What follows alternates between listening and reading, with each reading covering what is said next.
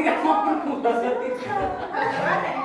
sebelumnya assalamualaikum warahmatullahi wabarakatuh. Waalaikumsalam warahmatullahi wabarakatuh. Alhamdulillahirrahmanirrahim. Wabillahi minasyaitonir rajim. Assalatu wassalamu ala asyrofil anbiya'i wal mursalin sayyidina Maulana Muhammadin wa ala alihi washabihi ajmain amma ba'du. Kami dari kelompok 1 akan mempresentasikan hasil kerja kelompok kami dengan materi aliran nativisme. Saya Lutfi Rafiq Masruri dengan nomor mahasiswa 030. Saya Deva Ayu Regita dengan NPM 009.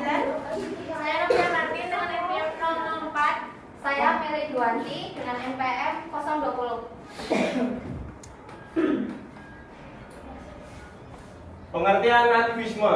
Aliran nativisme adalah teori yang beranggapan bahwa kepribadian terbentuk oleh sifat bawaan keturunan sebagai penentu timbulnya tingkah laku seseorang.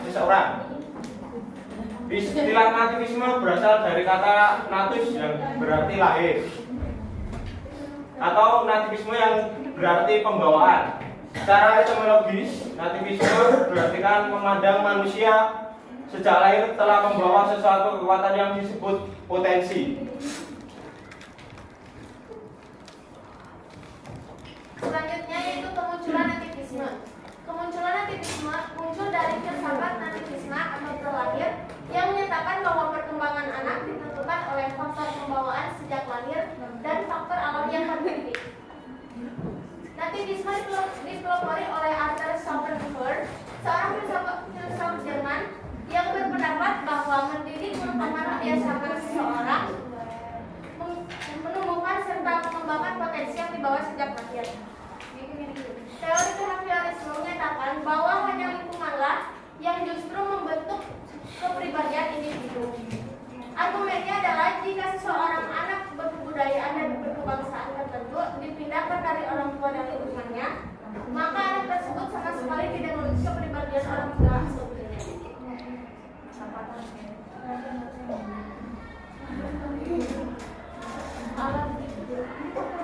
Selanjutnya, pewarisan dalam nativisme.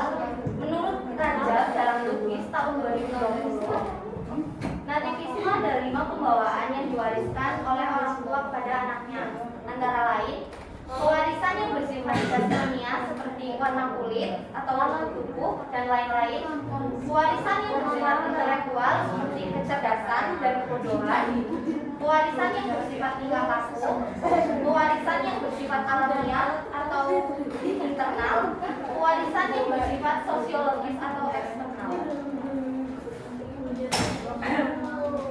Perkembangan manusia menurut nativisme. Yang pertama, faktor genetik, yaitu faktor gen dari orang tua yang mendorong adanya suatu bakat yang muncul dari anak. Contohnya, apabila orang tua tersebut pandai, maka anak itu juga akan pandai. Yang kedua, faktor kemampuan anak. Faktor yang menjadikan seseorang anak dapat mengembangkan potensi yang ada di dalam dirinya. Sebagai contoh, apabila anak memiliki potensi atau bakat di bidang tertentu seperti menyanyi, bermain alat musik, dan lain sebagainya. Yang ketiga, faktor pertumbuhan anak. Faktor yang mendorong anak mengetahui bakat dan minat setiap pertumbuhan dan perkembangan secara alami, sehingga jika pertumbuhan anak itu normal, maka dia akan bersifat aktif. Contoh, pada bayi usia 9-12 tahun itu umumnya dapat bertumbuh atau berjalan. Dari materi yang kami sampaikan, apakah ada ditanyakan? Perkenalkan, nama saya Dara Zadatiga. Saya akan bertanya, apakah menurut aliran ini keberhasilan pendidikan ditentukan oleh anak itu sendiri ya?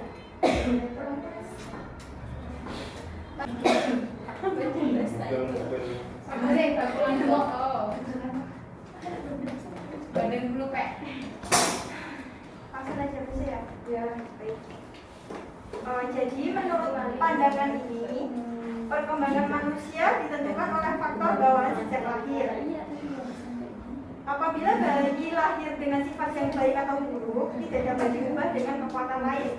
Kekuatan luar seperti pendidikan.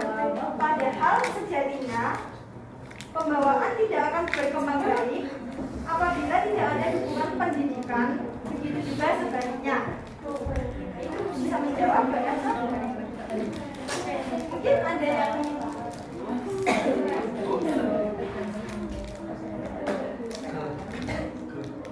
oh tidak bertanggung.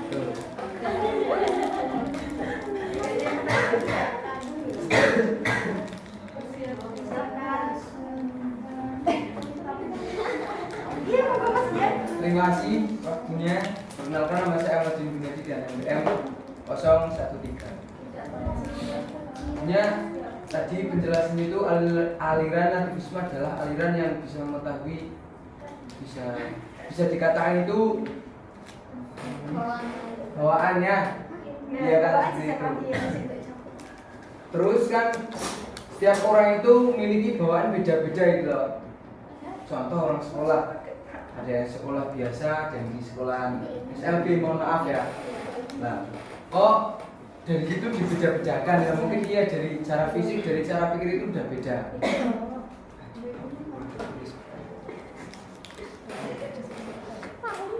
Oh ya, jadi gini, pertanyaan saya langsung saja, mumpung masih benar.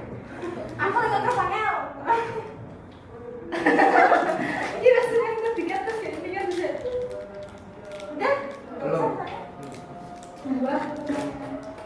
Jadi bagaimana cara mengembangkan pendidikan kalau ada anak yang tidak, mohon maaf ya, tidak sempurna dari lainnya, gitu.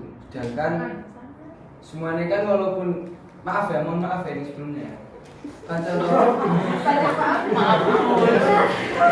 karena dia sempat contoh di SLB-nya kan mereka milih. Itu terus gimana cara mengatasi hal-hal tersebut supaya mereka juga mendapatkan pendidikan seperti orang-orang normal biasa? Kan tadi sudah dicontohkan oleh Mas Dian sekolah di SLB kan. Iya. Ya tentunya kan di sekolah SLB kan mesti pendidikan yang disampaikan itu sesuai dengan kebutuhan anak. Itu contoh, Mbak. Iya, tadi kan cara mengembangkannya katanya Mas Dian. Ya seperti itu kalau misalnya orang yang berkebutuhan khusus kan, kalau misalnya di SMP kan dikhususkan untuk orang yang berkebutuhan khusus. Namanya aja sekolah luar biasa.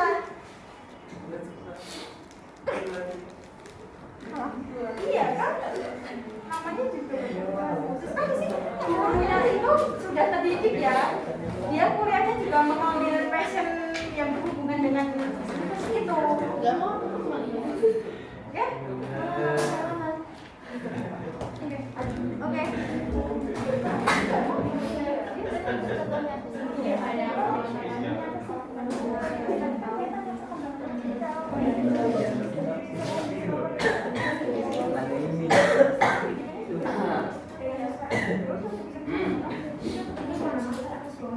Sekian presentasi dari kelompok kami. Billahi taufik wal hidayah. Wassalamualaikum warahmatullahi wabarakatuh. Waalaikumsalam.